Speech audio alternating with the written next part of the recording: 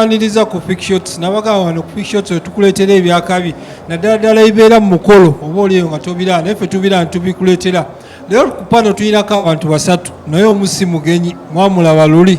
Tulinako Senga ne tubeerako ne Mukunudin wa Nudin restaurant. Naye nga tugenda tandika kuva eri wa Nudin. So Nudin tujja kusaba oyanjulira abalabi baffe. Okusookera ddala abalabi baffe ddala abalaba Ficshots mbalamusizaako mwenna mwebale gye mukwasaganya ennaku zino. Okusookera ddala nange ndi musanyufu okuba nga neegasse ku Ficshots. Bulijjo nange njiwulira buwulizi naye wabaawo akakisa nti ffenna tuli butoola ngakasa ddala nti amaanyi ga Katonda. Weewaawo sijja kuliisayo n'omwami kojja noza mulaba nnyawo kojja nja kukwasagazira lukamu neyanzeege munywanyi Ficshots mwenna abatulaba ate n'abo ababeera basobodde kuwuliriza kyekyo. Assalamu alaikum warahmatullahi wabarakatuh. Mukama ffe yeebazibwe eri bannange abenzikiriza Yesu Kristo. Nange nno siyinza kuva ku muganda wange Nurdin okwebaza Ficshots okutunonyanga n'otufeffete no gabayi mujje waliwo bino bye neetaaga okumanya kati nondeeta nga ndi mulungamya wa mikolo Kojja Mayanja MC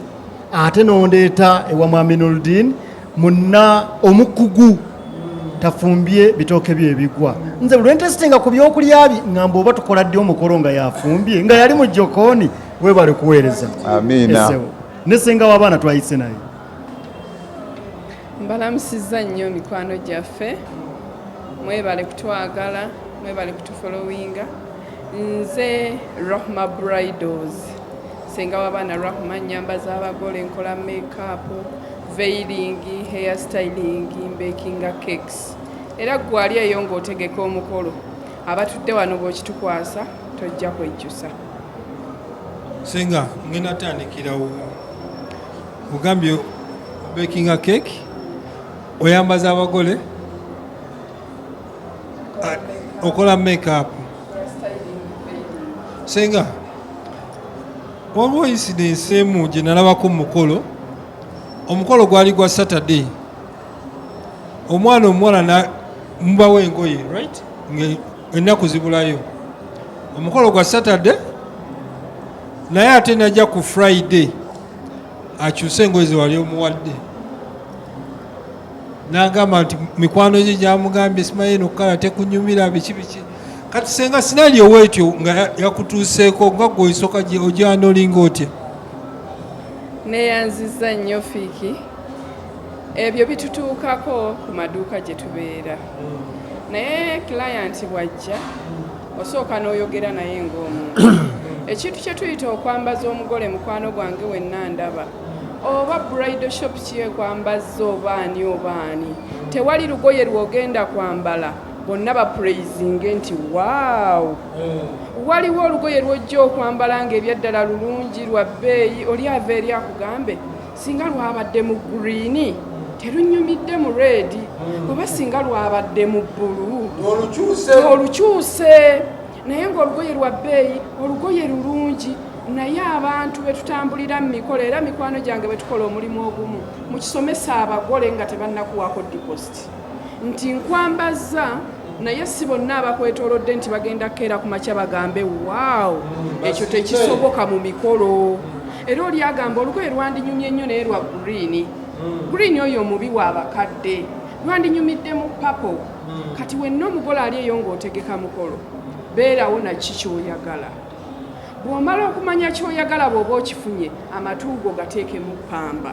ebisigadde towuliriza. Ate ekyokubiri bw'oba owulira nti ebyokwambala tobimanyi noonyaayo munywanyi wo ow'omukago gwe weesiga nti kyanansalirawo kyenja okutambula nakyo. Anti kati Senga simba wakati ono yagamba mikwano gye kimugambye okukala temugenderako ogambye mikwano gye anti nkujjira nti ye mmeeme ye yali eyagala olugoye lwa green era bwe yajja mu bridal shop n'alusangamu yalusiima n'alutasulako kuba kye tuyita okusasulako kusiima. kati oli bw'amala okusasulako kitegeeza kyasasuddeko kyakoze eki kyasiimye kati kyekyo kyebwa nti omala okusasulako ekintu ekyo pamba muteeke mu maki mu matu kuba abantu bonna guno omukolo oba gwani oba gwa mugagga oba gwa mwavu teri mugole aliyambala bonna abali ku mukolo ne bagamba oyambadde kati ekyokubiri nga tugenda okwambaza omugole yimirira mu maaso ga dizayina wo omugambe ebyaddala ngenda kwanjula naye ebikwatagana ne gomesi sibimanyi ife ng'aba bridal shop ffenna gye tuli sinze soono sooli teri atayagala kutunda mulimu gwe ojja kutunuulira omugole bw'afaanana otunuulire omugole sayizi ye olonde ekintu ekigenda okuweesa emirimu ku bakirayanti abalala abatannakola mikolo teri service provider yenna akola mulimu ng'ayagala kutta linnya lya kampuni ye kati gwe omukolo ali eyo ng'owulira nti teweekakasa ngoye teweekakasa tesiti ya mmere teesa n'oyo kati tulina ano Mr. Nurdin mugambe ebyaddala nze simanyi oba omuceere oguwoma guba gutya naye tumale ebbeeyi ompe ekyo ky'owulira nti gwe kikwongera ekitiibwa kikuweesa omulimu kuba ffenna ba service provider tukola kufuna mulimu guddako ogw'enkya teri service provider akola ng'ayagala kukoma ku mulimu ogwo omukolo ali eyo nga tonnasalawo kiki ogenda kwambala sooka omanye gw'oyagala ki bw'oba tokiyina kkiriza oyo omuntu gw'olonza okukwambaza muwe omukisa omugambe senga ebyaddala ebya gomesi sibikola ki sisaawula naye senga nnyambaza senga okunnyambaza ebirungi sente mmeka mumale ne senga nti sente bweziti ne bweziti senga oyo kyanakwambaza oba omuntu omulala yenna aba awulira nti kyakoze kyekyo mugunudi bandisebo ensangi zino tulaba abantu bafumba ku mikolo emmere ne batagifumbira awo ku venue wenyini ne bagireeta buleesi abamu ne bafumbira awo omira byaffe njagala omulage emmere gye bafumbidde awo ne gye baleese obuleesi kiriwo ekisinga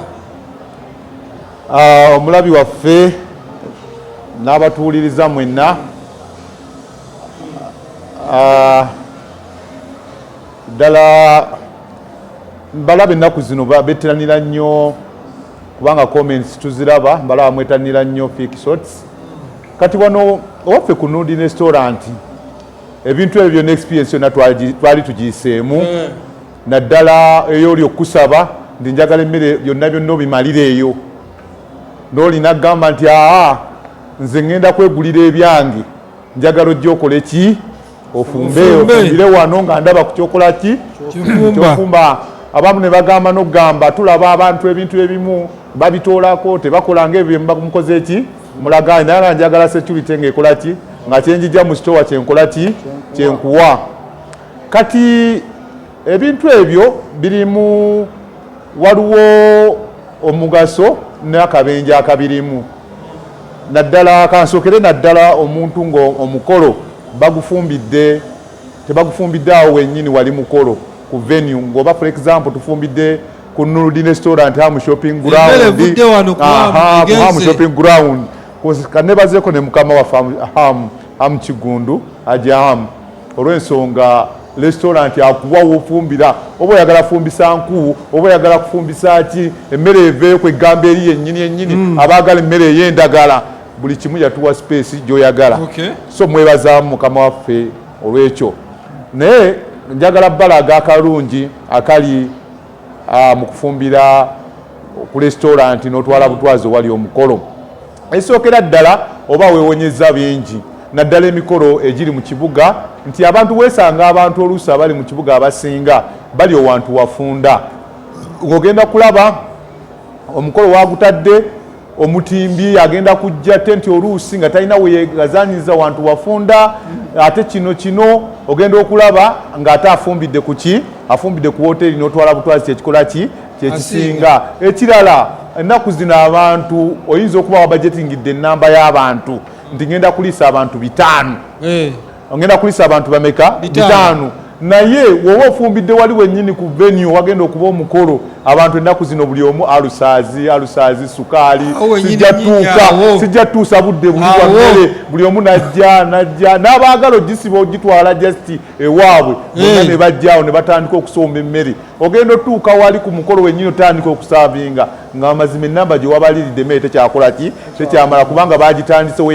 weyajiiridde oba weyabeeredde redde abantu ne batandika ogikola ki ogisomba ng'olwo sefulya y'ennyama yakazedda nga sefulya y'ennyama musigadde mubagera gamba musajja oba ennyama yagibba ebubbi kumbe ng'abantu be bakoze ki bagiridde ate nga tobalinaako control oluusa gwe bakuwadde okuba nga akusupervisinga nga yennyini yalagira ono jjajjange ono yavudde Thailand ono tamanyidde embeera ye Uganda kati abantu ng'ebiwe bityo bitwafatikitinga nnyo nga tufumbidde ddala wa nga tufumbidde wali wennyini naye oba ofumbidde ku restaurant ebyo byonna tebikola ki tebibaawo emmere oluusi emikolo gino nga egy'okwanjula baagala empombo baagala ng'emmere yandagala kati woba ofumbidde eno ku woteeri mu butuufu buli kimu okikola kyenkozikozesa niye otuuka eno mu kibuga mwemanyi nawe wennyini wofumitizaamu mutima gwo gwennyini andaba n'ampuliriza olabira ddala nti nonze ndi kwana ku asatu wenkola ki wempangaalira omukolo teguyinza kubeerawo tenti ate ana ku asatu bemanyi era bandaba waliwo asese kati nga ndabye agamba wallahi omusajja ayogera ku nze ninga eyasoose omugamba abantu b'e Nansana baleke abantu b'e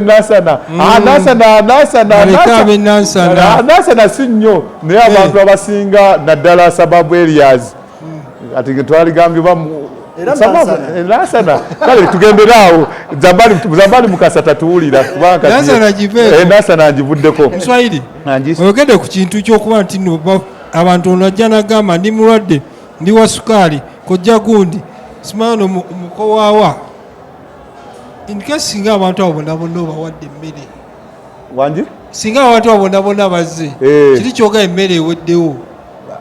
kiri ekyemmere kati ebiseera ebisinga era mu mikolo gino tufuba okulaba nga omuntu tumanya ddala ennamba gyakola ki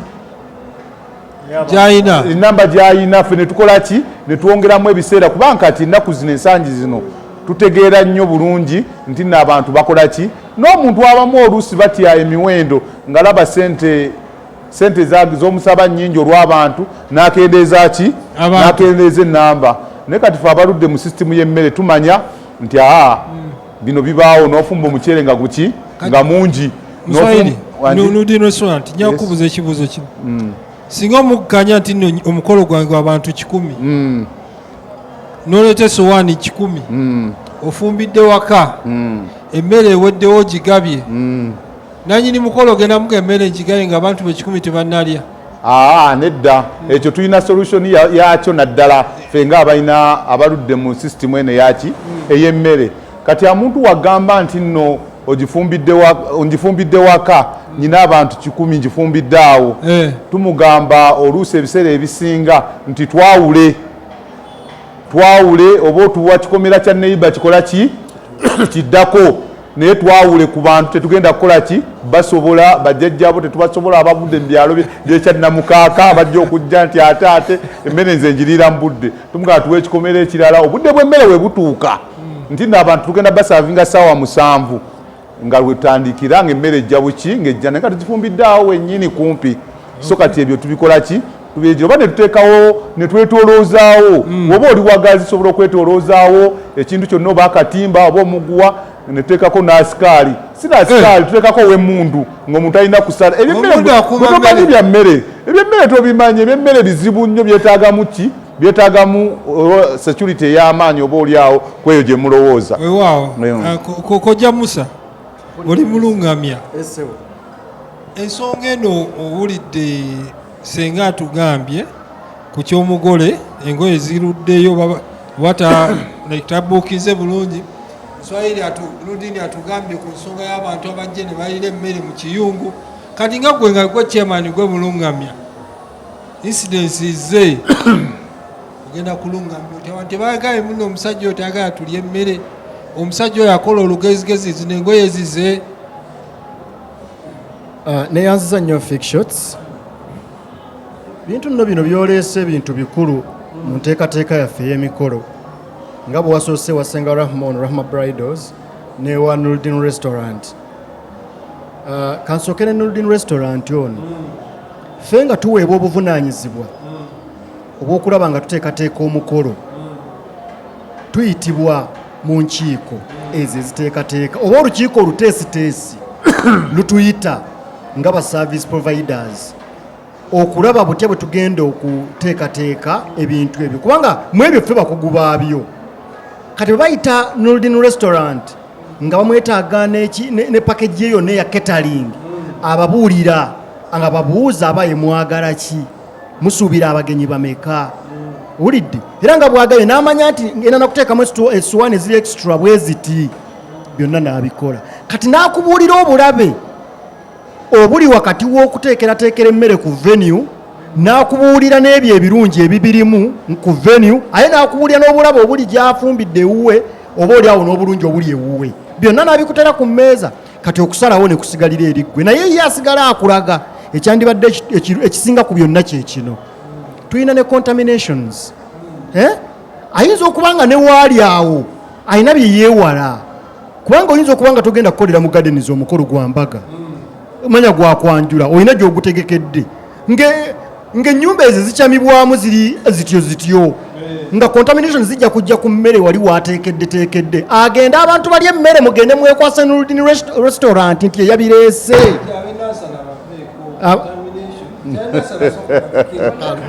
kaakati nedda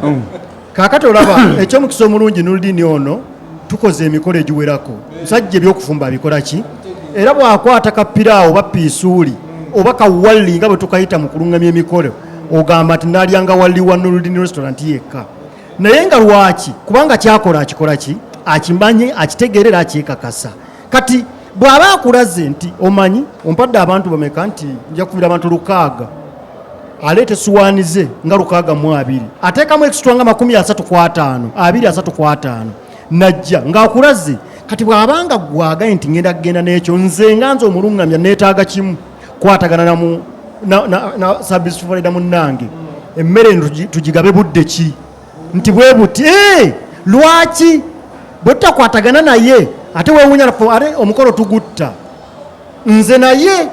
tulina okukwatagana emmere mwami Nuruddin eneebeera ku venue ku ssaawa 6 kaakati Ficshots bw'aba alina abantu bazze naye nga bw'atukyazizza wano ng'alina baleeta manya abantu bange ku ssaawa 7 bajja kuba batuuse era bwe babeera batuuse kati ssebo mu Nuruddin Restaurant emmere erina kuba ready era abantu bagirye nze kye neetaaga kino byonna